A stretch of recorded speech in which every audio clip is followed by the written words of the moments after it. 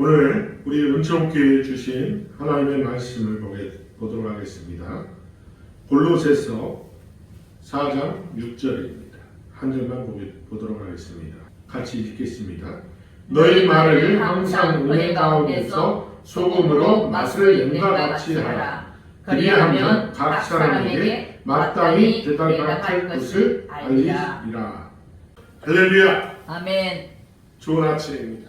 오늘도 하나님의 은혜가 성령으로 저와 우리 은총교회 성도님들 위해 충만히 임하심을 믿습니다. 아멘. 오늘은 골로새서 4장 6절 말씀을 통해서 소금의 맛을 내자라는 말씀으로 은혜를 나누고자 합니다. 우리 성도님들 중에 음식을 맛있게 하시는 분들이 참 많으십니다. 예전에는 여성 성도님들이 주로 음식을 많이 담당을 하셨고, 특히 어머님들의 그 음식 솜씨가 참 맛있는 집에서는 자녀들이 건강하게 양육되는 것을 볼 수가 있습니다. 아멘. 근데 요즘은 남녀를 구분하지 아니하고 음식들을 참 맛있게 만드는 것 같아요. 많은 TV 프로그램에서도 그렇고, 그리고 유튜브에서도 특히 고급 주방인 경우에, 고급 레스토랑이나 호텔 주방인 같은 경우는 주방장이 여성이 아니라 남성이에요. 그러면 이 음식이 참 우리 삶에 기쁨을 주는 것임을 우리가 알 수가 있습니다.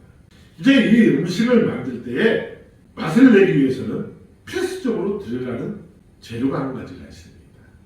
바로 소금입니다.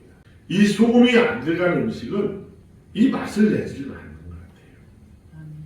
그렇다고 해서 소금이 너무 들어가 버리면 음식이 짜거나 짠 것을 넘어서 쓰게 되는 그런 결과를 낳기도 합니다. 이 소금은요, 참 다양한 용도로 사용이 되고 있습니다. 음식의 부패를 막는 데 사용하고, 또 음식을 변화시키는 데 사용하기도 합니다. 그래서 근래에는 소금의 종류가 다양해져서 그 용도에 따라 소금을 각기 달리 사용하는 것을 볼 수가 있습니다. 이 마트에 가보면 소금의 종류가 참 여러 가지로 나와 있어요. 고급적인 소금이라 해서 그 히말라야 그 산에서 채취한 소금이 있습니다. 그 소금이 그 맛이 참 특별하다는 거예요. 그래서 고급 레스토랑 같은 경우 히말라야 소금이나 아니면 중국의 고산지대에서 채취한 소금을 가지고 요리를 한다고 해요. 또 이 소금이 우리의 몸에 이 병균을 없애는데 사용하기도 합니다. 찜질방에 가보면 소금방이라고 있어요. 이 소금방이라고 해서 그 산에서 응축된 소금을 채취해서 그 찜질방의 벽에 붙이고 열을 가해주면 그거에 의해서 사람에게 노폐물들을 많이 제거해 준다고 합니다. 구약시대에 하나님께 제사 드릴 때 부장단에서 피워드리는 이 향을 만들 때도 소금을 쳐서 정결하게 하라는 말씀이 있습니다.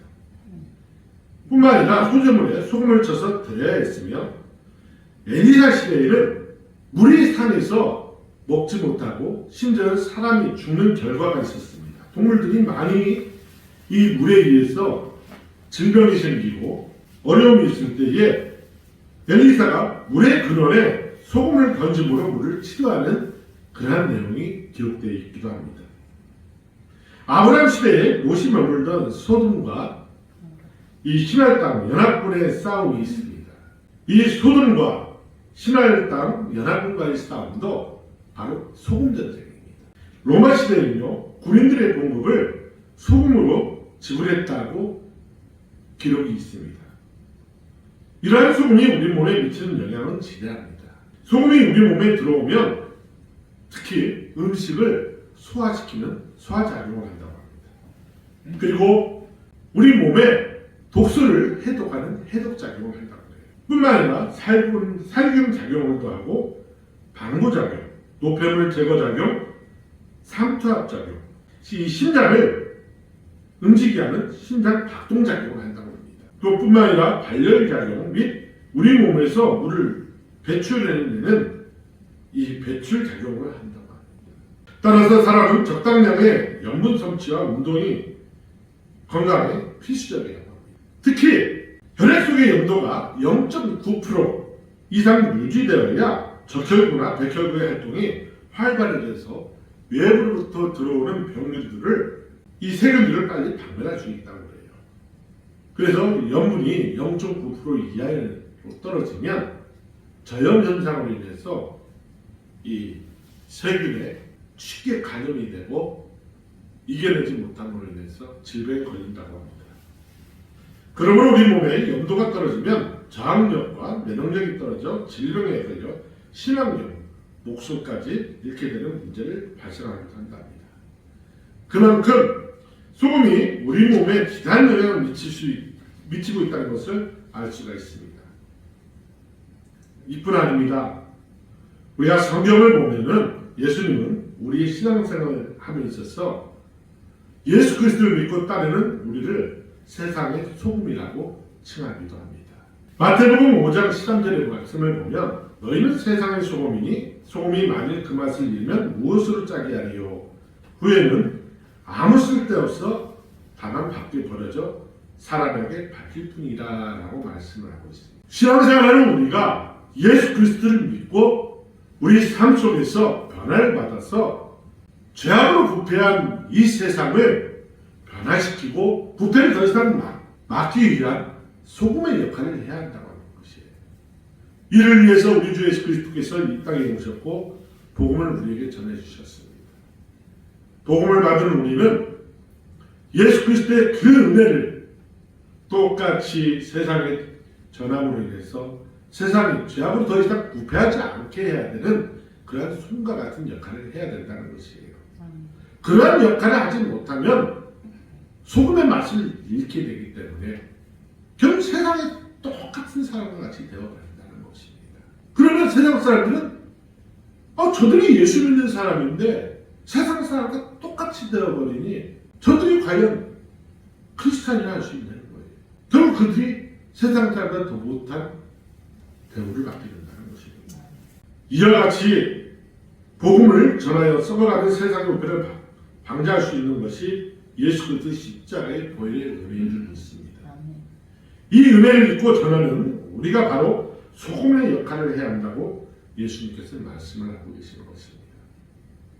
이를 위해서 우리가 해야 할 첫 번째 일은 타인의 잘못을 용서할 줄 아는 삶을 살아내야 한다는 것입니다. 용서는요, 하나님의 본질인 사랑이 베이스로 깔려있지 않으면 용서할 수가 없어요. 바울은 고린도서 3장 12절에서 14절에서 이렇게 말씀하고 있습니다. 그러므로 너희는 하나님이 택하사 거룩하고 사랑받는 자처럼 긍휼과 자비와 겸손과 온유와 오래 참음을 옷 입고 누가 누구에게 불만이 있거든 서로 용납하여 피차 용서하되 주께서 너를 용서하신 것 같이 너희도 그리하고 이 모든 것 위에 사랑을 더하라. 이는 온전하게 되는 뜻이라 라고 말씀하고 있어요. 하나님께서는 죄로 죽은 우리를 살리시기 위해서 당신의 독생자 예수 그리스도를 이 땅에 보내셨습니다. 그리고 죄의 종으로 살아가는 우리를 자유함을 주시기 위해서 친히 십자가에 달려 죽으셨어요. 보혈을 흘려주심으로 인해서 우리의 죄값을 지불해 주셨습니다. 우리는 예수님께서 흘리신 그 보혈의 피값으로 산 거룩한 하나님의 자녀가 되는 줄 믿으시기 바랍니다. 그러므로 하나님으로부터 용서받은 우리도 예수 그리스도의 긍휼과 자비와 겸손과 온유와 오래 참음을 옷 입고 누구에게 불만이 있거든 서로 용납하여 피차 용서를 해야 한다는 것입니다. 사랑하는 정교회 성도 여러분, 우리가 지금 이 예배가 하나님 앞에 상달되기 위해서는요, 우리 마음에 있는 미움, 분노, 시기, 질투가 모두 사라진 상태, 즉 예수 그리스도의 사랑이 우리를 사로잡고 있는 상태가 되어야 한다는 것입니다. 용서가 먼저 선언되지 아니하면 하나님은 우리 이 예배를 받으시지 않으신다는 것입니다. 성경은 이렇게 말씀하고 있습니다. 마태복음 6장 9절에서 13절 말씀을 보니까 너희가 사람의 잘못을 용서하면 너희 하늘 아버지께서도 너희 잘못을 용서하려니와 너희가 사람의 잘못을 용서하지 아니하면 너희 아버지께서도 너희 잘못을 용서하지 아니하시리라 라고 말씀하고 있는 것입니다. 용서가 없는 기도는 하나님 앞에 상달되지 않는다는 것입니다. 이어서 마태복음 5장 22절에서 26절 말씀입니다. 나는 너희에게 이르노니 형제에게 노하는 자마다 심판을 받게 되고 형제를 대하여 나가라 하는 자, 이게 히브리어 유기예요. 나가라 하는 자는 공에 잡혀가 되고 미련한 놈이라 하는 자는 지옥불에 들어가게 되리라. 그러므로 예물을 제단에 드리려다가 거기서 내 형제에게 원망 드릴 만한 일이 있는 것이 생각나거든 예물을 제단 앞에 두고 먼저 가서 형제와 화목하고 그 위에 와서 예물을 드려라. 너를 고발하는 자와 함께 길에 있을 때에 급히 사와라. 그 고발하는 자가 너를 재판관에게 내어주고 재판관이 옥령에게 내어주어 옥에 가족과 염려하라. 진실로 내게 이르노니 내가 한 푼이라도 남김없이 다 갚기 전에는 결코 거기서 나오지 못하리라. 아멘. 사랑하는 주의 성도 여러분, 우리가 하나님을 예배하기 위해서 이 자리에 모여 있습니다. 근데 예배하기 전에 형제와 다툼이 있거나 서운함이 있어서 내 마음속에 그 형제를 미워하는 마음 또는 불편한 마음, 그 마음을 안고 지금 이 자리에 나오셨다면 그분을 용서를 해야 돼요. 왜? 오늘 말씀에 들으시죠? 재판관이 옥령에 내어주는데요. 이 말은 재판관이 재판을 하기 전에 변호사와 검사의 말을 듣습니다. 검사는요, 항상 죄인들을 참수하게 돼 있어요. 그 죄를 드러내게 돼 있습니다. 사람이 그와 같은 역할을 하고 있어요. 우리의 모든 잘못들을 다 드러내서 하나님 앞에 하나님의 자녀인 저가 하나님을 예배하기 위해서 복을 받기 위해서 저렇게 왔는데 저가 이런 잘못을 했습니다. 저들 마음속에 이런 미움이 있는데 이것은 하나님의 법에 어긋나지 않습니까? 저들에게 복을 주실 수 있나요? 복을 주신 것은 하나님의 불법입니다. 끊임없이 사단은 하나님 앞에 나가서 참소를 합니다. 우리가 회개하지 않는 이상, 용서를 구하지 않는 이상 온전히 하나님 앞에 상달되어지지 않는다는 것. 예수 그리스도의 그 보혈의 능력의 변호를 발휘할 수 있는 것은 바로 우리 마음속의 용서입니다. 그 용서의 마음이 먼저 선행되지 아니하면 우리가 회개할 수 없다는 거예요. 우리가 용서 없는 그 회개를 아무리 해봤자 그 마음속에는 온전한 회개가 이루어지지 않는다는 겁니다. 우리가 회개를 한다 하더라도 자꾸만 사단은 끊임없이 우리 생각을 통해서 분노를 일으킵니다. 회개했노라 하면서도 용서가 없는 회개는 끊임없는 우리에게 갈등을 일으키기 때문입니다. 예수님은 이것을 비유로 말씀해 주시는데 마태복음 18장 24절에서 35절 말씀입니다. 우리가 잘 알고 있는 만달란트 빚진 자의 비유이죠. 만달란트는요, 우리가 갚을 수 없는 정도의 빚입니다. 평생 갚을 수 없는 빚이에요.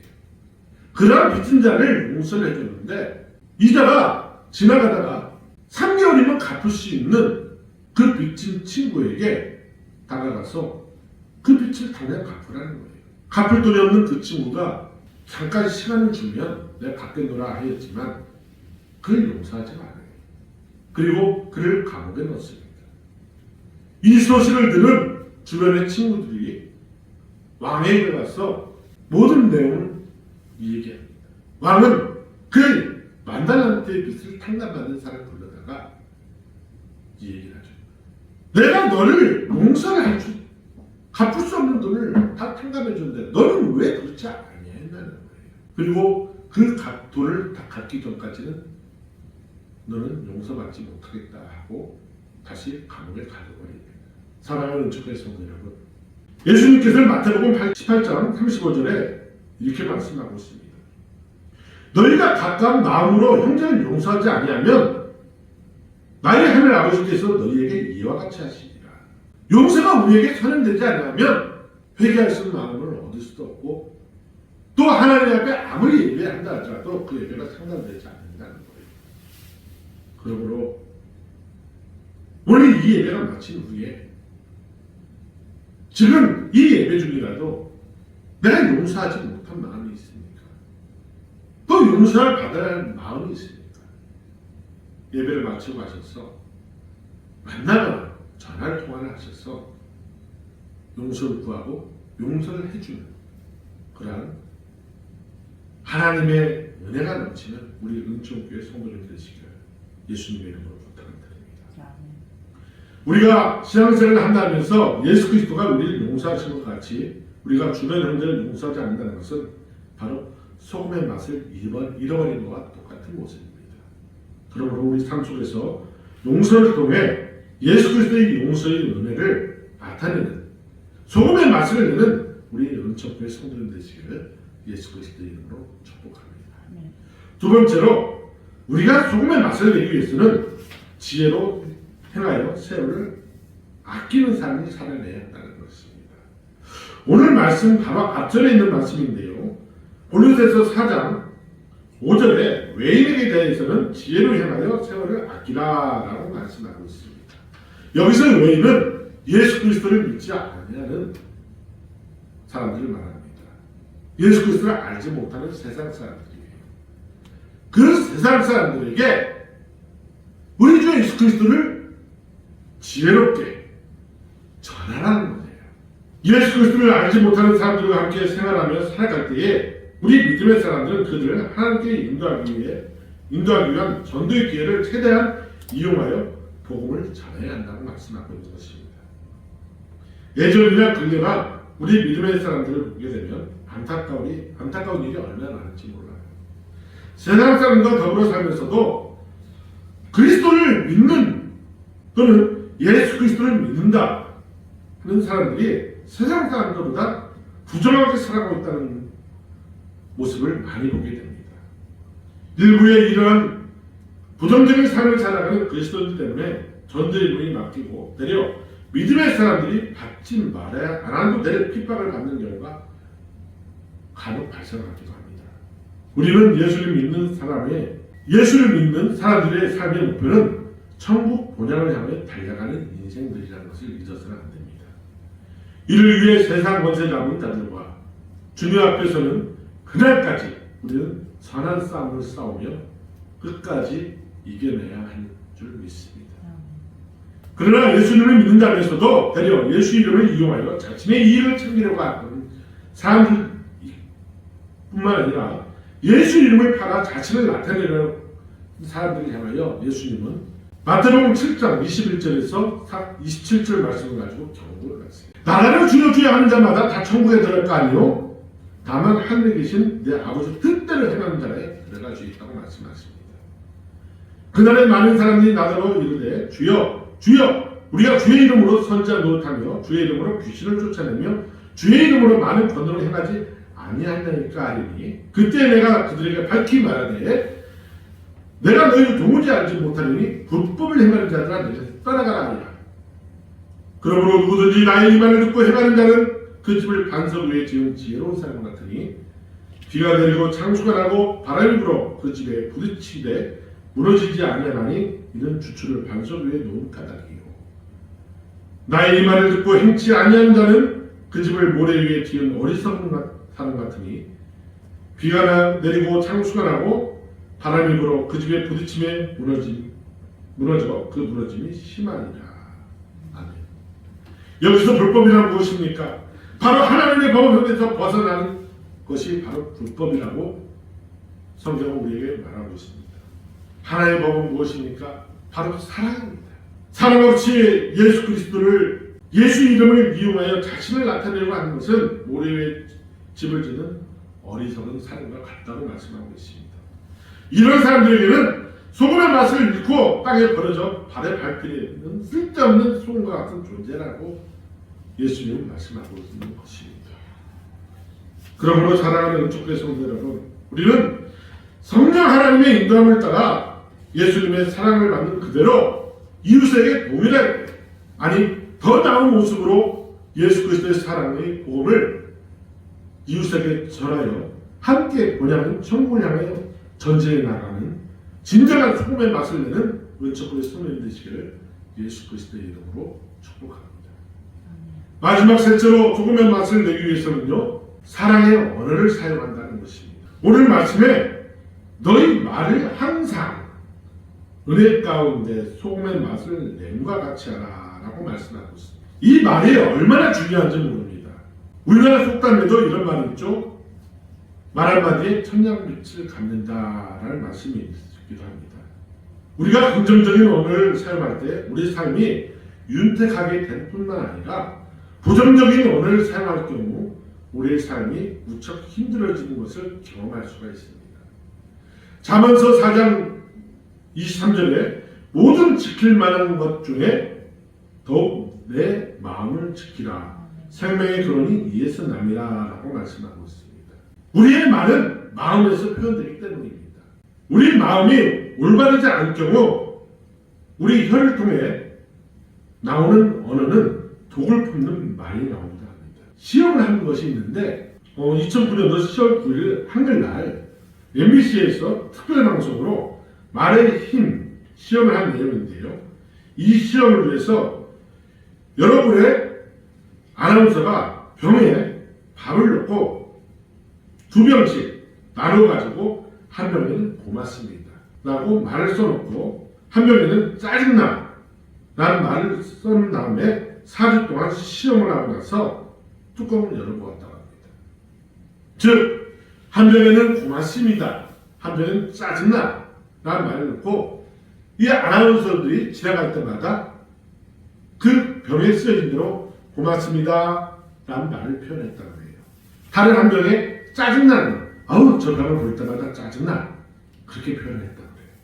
그리고 4주가 지난 후에 그 병의 뚜껑을 열어보았더니 놀라운 결과를 얻었다고 해요.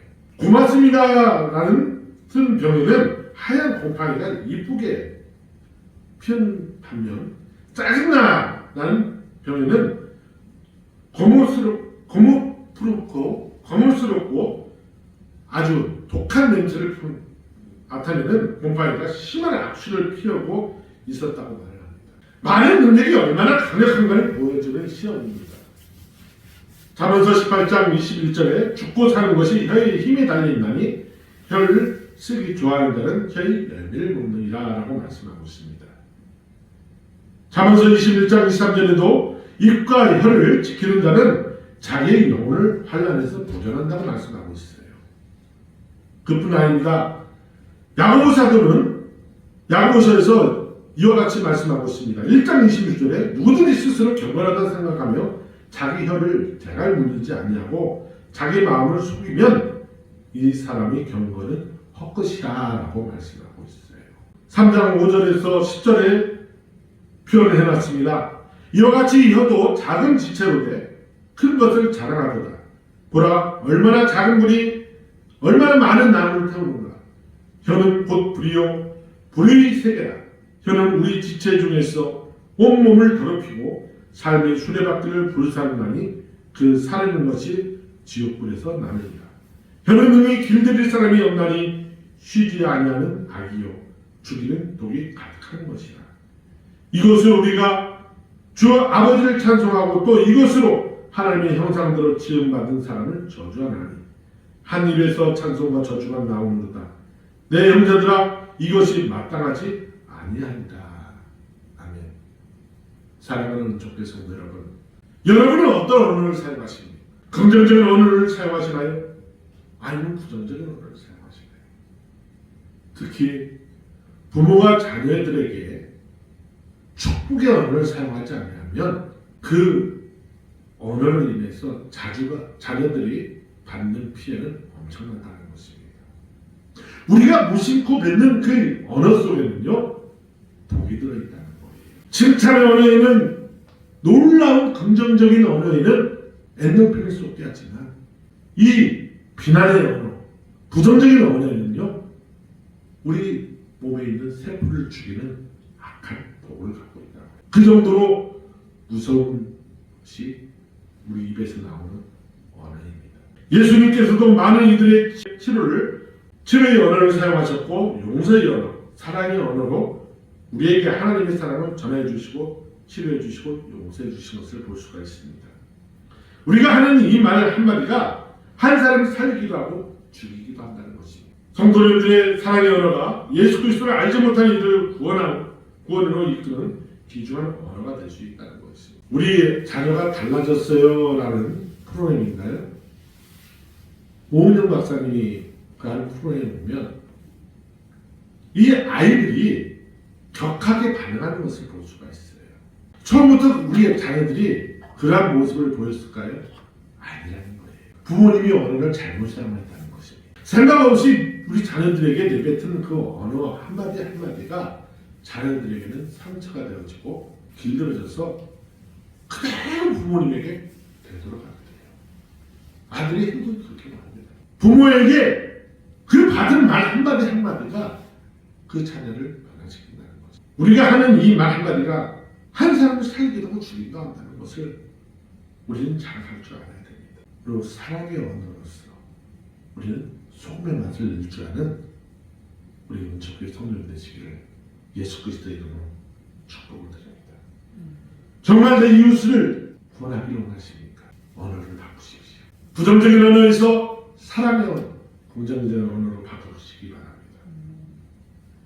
그래서 이 말 한마디로 죽어가는 그 영혼을 살려서 함께 우리의 본향인 천국을 향하여 달려나가는 우리의 은총교회 성도들 되시기를 예수 그리스도의 이름으로 축복합니다.